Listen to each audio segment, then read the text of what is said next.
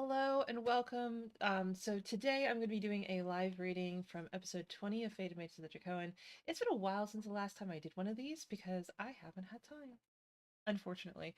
But we are going to be getting started with this again. I might be doing it more frequently for a while until I get caught up with where the serial is at in written format.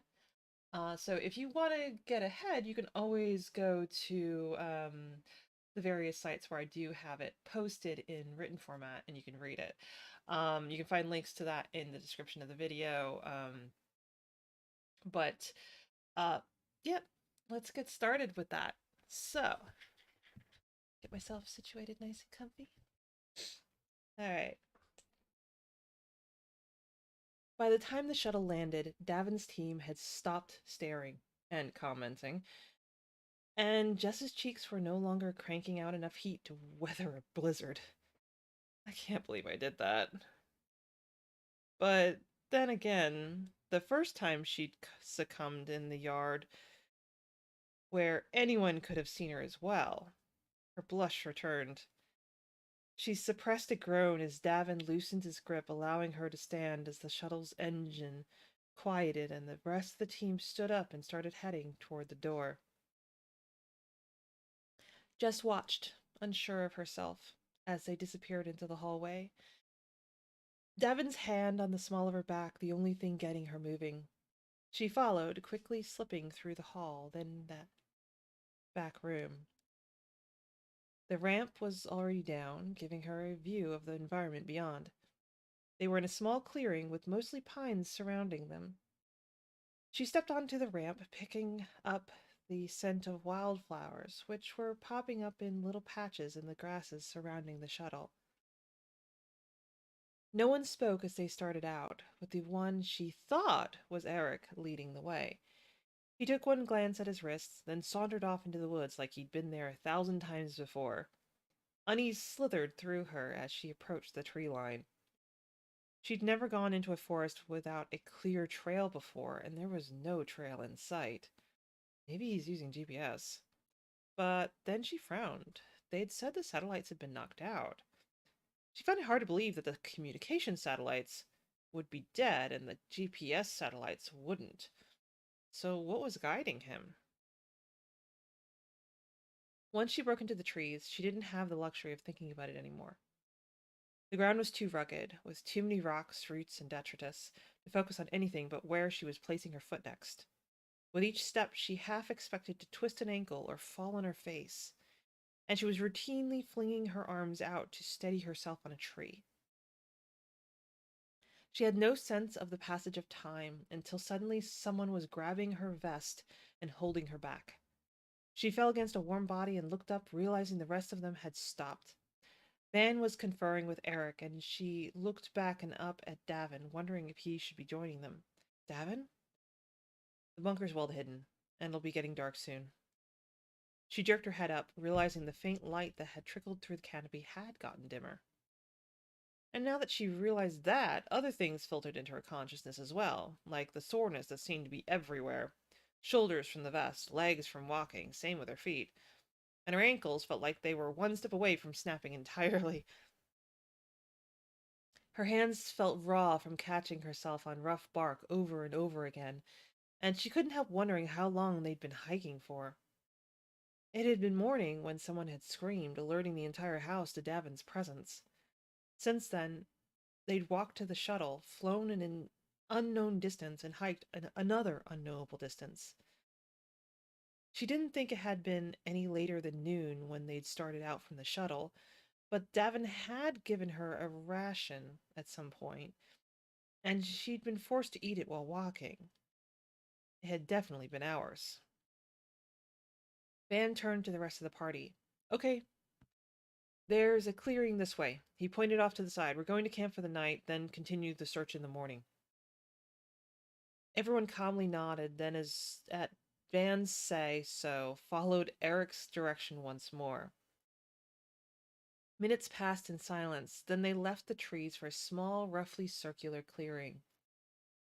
The ground was harder here, without the grasses and wildflowers of the last clearing, and the team quickly set about their work while Jess stood there like an idiot. Before long, they had a fire, warm food, and bedding laid out. No tents, but honestly, she was surprised they had sleeping bags. No one looked like they were carrying that much. Then again, when she'd watched them pull them out, they'd looked no larger than a water bottle before they'd fluffed them up and laid them on the ground. She sat down close to the fire, staring into the flickering flames as she nibbled at her food. Davin curled his arms around her while everyone else chatted amicably, like they didn't have a care in the world. Grace razzed Davin something fierce about getting a mate before her, but just didn't manage to follow any of the other conversations. Before long, the sun had set, leaving only the fire and a sliver of moon to illuminate the clearing as everyone settled in for the night. Jess lay down as well, but she couldn't sleep. Davin had a hand draped over her side, his breath even in his slumber, but she just wasn't used to sleeping in the open. The ground was too hard, and she was pretty sure there was a rock under her sleeping bag. It was also loud, and in a way she wasn't used to. She was used to the hum of electricity, the rushing noise of the heat or AC kicking on, the ticking of a clock. She wasn't used to crickets and owls or the rustling of leaves in the wind. And the more she heard those sounds, the more it made her realize that she was in nature, with not even the barrier of a tent to protect her. She started imagining ticks and ants and all forms of life crawling all over her skin in the sleeping bag. She shuddered. It's just your imagination. But her imagination was now running rampant, and she started imagining other things that could slip into a sleeping bag, like snakes and vermin. She clenched her fists in an attempt to keep another round of shivers at bay. Then her bladder joined the cacophony, painfully full and reminding her that she hadn't used the bathroom in hours.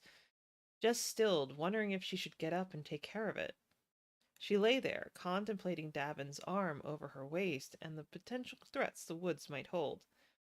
She wasn't entirely certain where they were, or what type of predators she could expect here. Some places have bears and wolves. Was that an issue here? But it didn't matter. Her bladder wasn't going to take no for an answer. Feeling ready to burst, she eased Davin's arm off of her and sat up. He didn't move a muscle, and she smiled down at him in his repose. He looked calm, relaxed, like he didn't have a care in the world. She was tempted to stay and watch him sleep, but that wasn't really an option. She had to pee. Jess got to her feet and glanced around, looking for the best place to pop a squat. She spotted a likely spot not far into the woods where she could hide behind a bush and rushed forward. The moment she stepped into the trees, she was on high alert. It was like a switch had been flipped. Clearing equals safe, trees equal danger. She listened for signs of movement and life, anything that could mean a predator was creeping up on her. As she dropped her pants, she was all the more aware of her surroundings, feeling vulnerable. She squatted, leaning against a tree for balance, and sighed at the relief. She was pulling her pants up when she heard voices.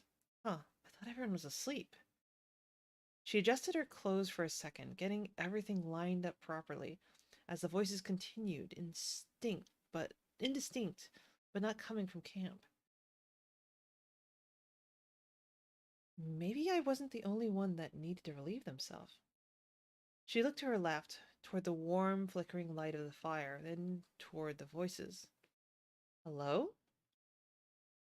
She took a hesitant step forward, keeping the firelight visible in her periphery.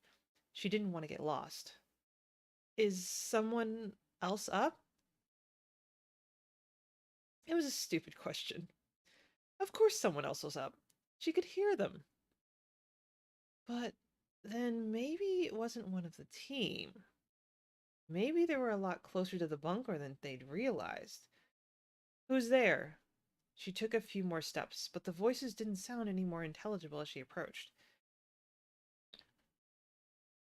I don't think those are from the bunker. They'd be speaking English, wouldn't they? She turned to look toward the fire once again.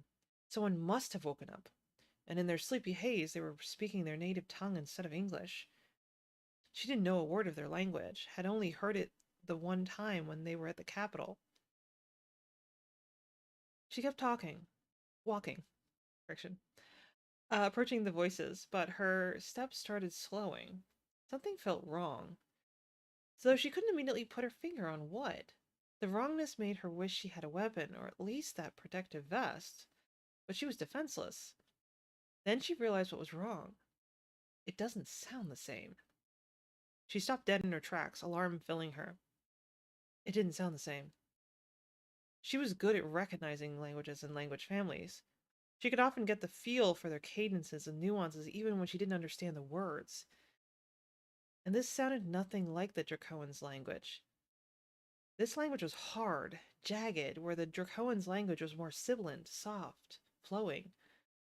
Those aren't Drakoans. Those aren't humans. Her stomach soured, her skin growing cold, and she took a step back unconsciously. Snap! She tensed, but suddenly everything was quiet. Too quiet. It was almost as if time had stopped. Then everything sped up. There was a noise, movement ahead of her. She got a glimpse of someone, something. She didn't know what it was, but it wasn't an animal, and she was right. It wasn't Dracoan or human either. Oh, shit. She turned and ran, a scream choking off her throat. Voices picked up behind her, and the alien staccato bursts of words sent fear rushing through her all over again. She tried to run toward the light, but as she turned that way, there was a voice in that direction, a bad voice. Shit, shit, shit. She turned again, trying to keep ahead of her pursuers. She was confident now that they were pursuing her. This wasn't her imagination. She wasn't overreacting. There was no disguising their intent. They were calling back and forth, now on three sides, trying to box me in. She pushed herself harder, but she hadn't even bothered putting on shoes when she'd left the clearing, and she could feel the toll it was taking on her feet. Every step hurt now, and they were gaining on her. She could feel them closing in on all sides, the only open side being ahead of her. But soon, even that wouldn't be true. They're faster than me. They're closing in. They're gonna catch me. I'm gonna die. Anyway, that was episode 20. Do you like where it ended? I like where it ended. Anyway, thank you for watching or listening. I'm planning to figure out how to set this up so you can listen via like YouTube Music as a podcast. So if you just want to listen to it as audio only, you will be able to. But I haven't gotten around to doing that just yet. Maybe I'll do it today. We'll see. Anyway, that's all for today. Thank you for listening. I hope you enjoyed it. Let me know what you think in the comments. If you liked it, consider giving the video a like and subscribing to the channel. I try to do these every other week, although sometimes life gets in the way, obviously. But if you want to connect with me in other places, consider checking out the links in the description. You can find my various social medias as well as where you can find my books online and such. That's all I have for today. So thank you for being here, and I hope to see you next time. Bye.